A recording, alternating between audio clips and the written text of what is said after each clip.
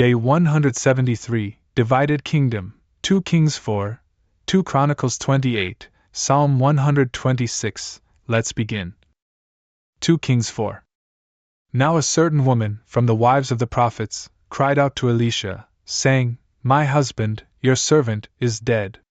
And you know that your servant was one who fears the Lord. And behold, a creditor has arrived, so that he may take away my 2 sons to serve him. And Elisha said to her, What do you want me to do for you? Tell me, what do you have in your house? And she responded, I, your handmaid, do not have anything in my house, except a little oil, with which I may be anointed. And he said to her, Go, ask to borrow from all your neighbors empty vessels, more than a few. And enter and close your door. And when you are inside with your sons, pour from the oil into all those vessels. And when they are full, take them away. And so, the woman went and closed the door upon herself and her sons. They were bringing her the vessels, and she was pouring into them. And when the vessels had been filled, she said to her son, Bring me another vessel. And he responded, I have none. And there was oil remaining. Then she went and told the man of God. And he said, Go, sell the oil, and repay your creditor. Then you and your sons may live on what remains. Now it happened that, on a certain day, Elisha passed by Shunem. And there was a great woman there, who took him to eat bread. And since he frequently passed by there, he turned aside to her house, so that he might eat bread. And she said to her husband, I have noticed that he is a holy man of God, who passes by us frequently. Therefore, let us prepare a small upper room for him, and place a bed in it for him, and a table, and a chair, and a lampstand, so that when he comes to us, he may stay there. Then it happened that, on a certain day, arriving, he turned aside into the upper room, and he rested there. And he said to his servant Gehazi, Call this Shunammite woman. And when he had called her, and she stood before him, he said to his servant, Say to her, Behold, you have ministered to us attentively in all things. What do you want that I might do for you? Do you have any business, or do you want me to speak to the king, or to the leader of the military? And she responded, I live in the midst of my own people. And he said, Then what does she want that I might do for her? And Gehazi said, You need not ask. For she has no son, and her husband is elderly. And so, he instructed him to call her. And when she had been called, and was standing before the door, he said to her, At this time, and at this same hour, with life as a companion, you will have a son in your womb. But she responded, Do not, I ask you, my lord, a man of God, do not be willing to lie to your handmaid. And the woman conceived. And she bore a son, in the time and at the same hour as Elisha had said. And the boy grew. And on a certain day, when he had gone out to his father, to the harvesters, he said to his father, I have a pain in my head. I have a pain in my head. But he said to his servant, Take him, and lead him to his mother. But when he had taken him, and he had led him to his mother, she placed him upon her knees, until midday, and then he died. Then she went up and laid him out on the bed of the man of God, and she closed the door. And departing, she called her husband, and she said, Send with me, I beg you, one of your servants, and a donkey, so that I may hurry to the man of God, and then return. And he said to her, What is the reason that you would go to him? Today is not the new moon, and it is not the Sabbath. She responded, I will go. And she saddled the donkey, and she instructed her servant, Drive, and hurry on. You shall cause no delay for me in departing. And do whatever I instruct you to do. And so she set out. And she came to the man of God, on Mount Carmel. And when the man of God had seen her at a distance, he said to his servant Gehazi, Behold, it is that Shunammite woman.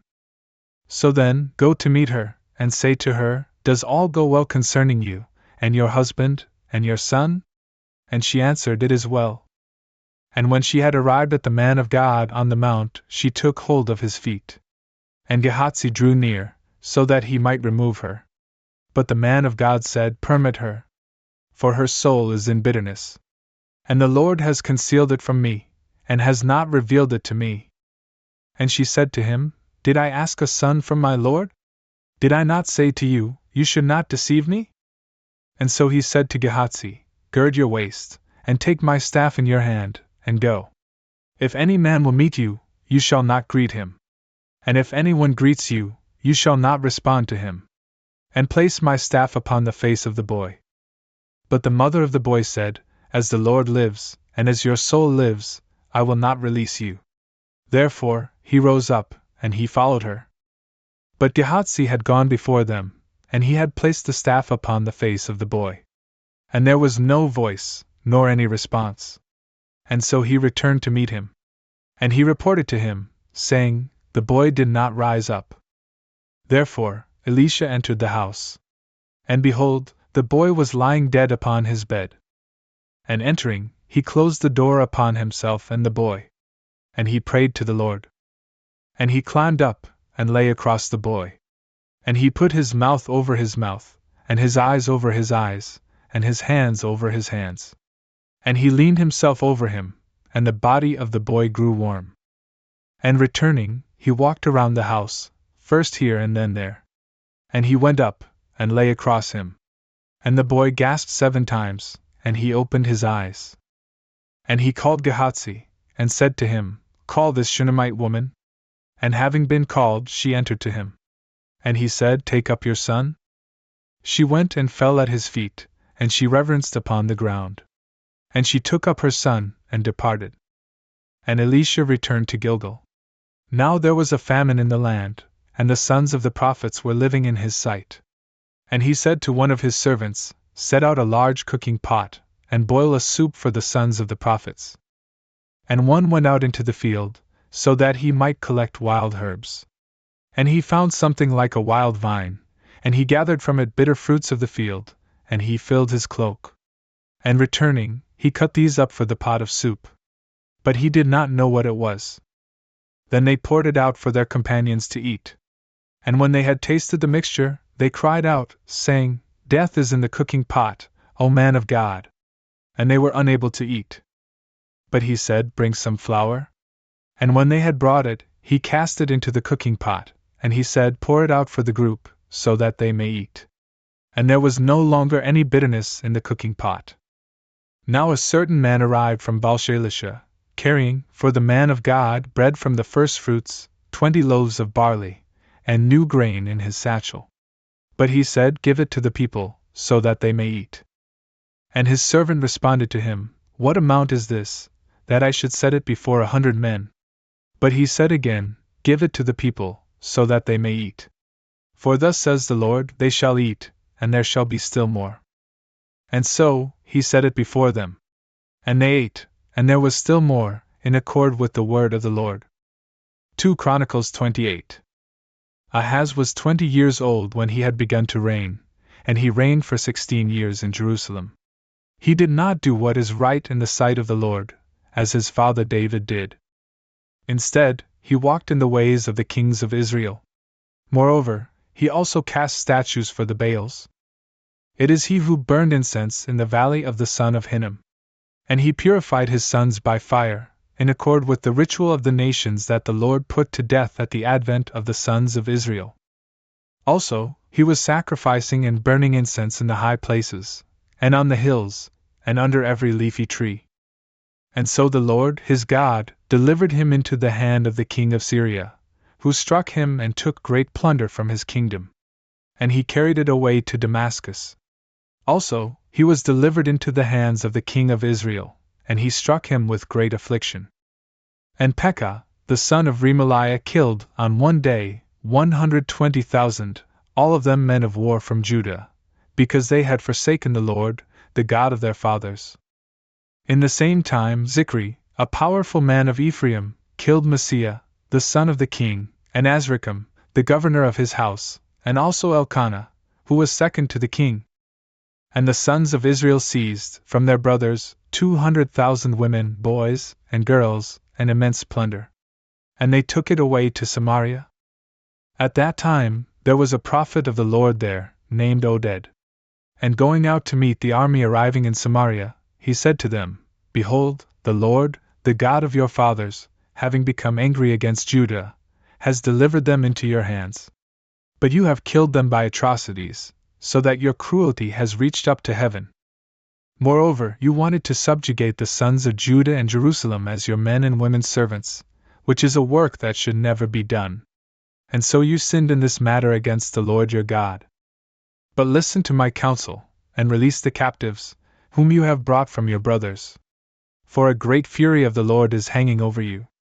And so, some of the leaders of the sons of Ephraim, Azariah, the son of Johanan, Berechiah, the son of Meshillemoth, Jehizkiah, the son of Shallum, and Amasa, the son of Halai, stood up against those who were arriving from the battle. And they said to them, You shall not lead back captives to here, lest we sin against the Lord. Why are you willing to add to our sins, and to build upon our old offenses? For indeed, the sin is great, and the furious anger of the Lord is hanging over Israel. And the warriors released the spoils and all that they had seized, in the sight of the leaders and the entire multitude. And the men, whom we mentioned above, rose up and took the captives. All those who were naked, they clothed from the spoils.